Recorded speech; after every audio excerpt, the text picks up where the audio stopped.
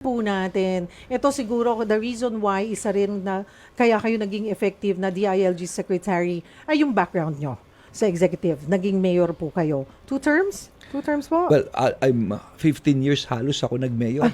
15 2 terms years. yung una, dahil yung last term, wala na hong pupuntahan yung kaibigan ko, si Congressman Boyet. So sabi niya, pwede ba tayo magpalit? So Kaya sabi ko, sige, okay lang. Wala namang problema sa akin. At least tuloy-tuloy ang programa po namin ng aking kaibigan, si Congressman Boyet Gonzales po, o Neptali Gonzales. No? Yes. And then another 3 years. No?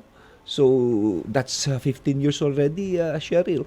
Sek, doon po sa pagiging mayor nyo ng 15 years ng Mandaluyong, hindi kalakihan ng Mandaluyong, but it was considered as the tinawag na Tigers, sa Tiger City. Ano po ang mga nagawa natin? Ano yung masasabi nyong may pagmamalaki nyo during your time na nagawa nyo po for Mandaluyong City? Well, unang-una nung naging mayor ako, no, just an additional thing is that ako po naging pangulo ng lahat ng mayor sa buong Pilipinas. And then nagkaroon ng liga, League of Governors, Vice Governors, Mayors hanggang Kapitan. Ako rin po ang naging pangulo noon. It's called ULAP.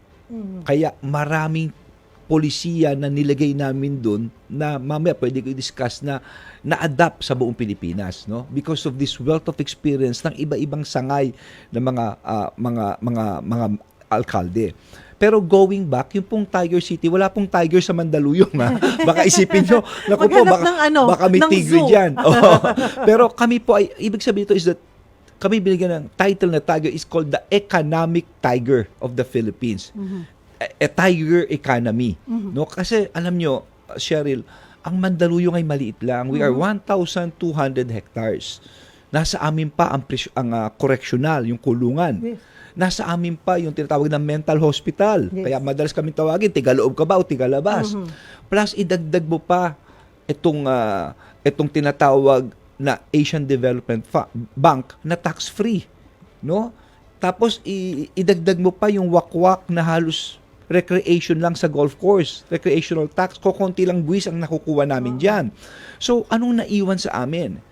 During those times talagang mahirap ang Mandaluyong, may release ng trend kami. But parati sinasabi namin, at ito tinuturo ko sa UP, nagturo din ako sa National College of Public Administration, no? Sinabi ko sa mga estudyante ko, you think out of the box. Huwag kang aasa sa perang kinukuha mo. Mag-isip ka ng paraan kung paano mo magagawa ito at managinip ka. Managinip ka ng tama. Ngayon, anong awards na naginip ang maliit na lungsod? At that time, we were considered the smallest city in Metro Manila City. Ang mga award namin, number 1, it was the time of President Erap Estrada. Kami ang una nagkaroon ng opisina for persons with disability. We were awarded the Apolinario Mabini Award for the whole Philippines. Sumunod dito, inawardan din kami ng Pangulong Pinoy, Benigno Aquino Jr. ng the most child-friendly city in the Philippines. Sumunod, itong nutrition, importante ito. Isa sa bawat 4 na bata stunted. Ibig sabihin ng stunted, yung brain nila, apektado, maski pakainin mo ng pakainin, useless na. Yun ang data. So, importante talaga, from the time na baby, from the breastfeeding, hanggang makapasok, maalagaan mo yan. Tinutukan namin yan. Bawat bahay inalam namin at bigyan namin tamang nutrisyon, and we promoted breastfeeding. So, we were awarded sa Metro, dati kulelat kami, nag-number 1 kami sa Metro Manila, nag-number 1 kami sa Pilipinas, so we have the most healthiest baby in the country. We were awarded the National Nutrition Award. Kami number 1, we have the healthiest baby. And this has a direct correlation with intelligence. Bakit? Kailan lang na-award ng kami National Achievement Test for High School. We've got the brightest high school student in the Philippines.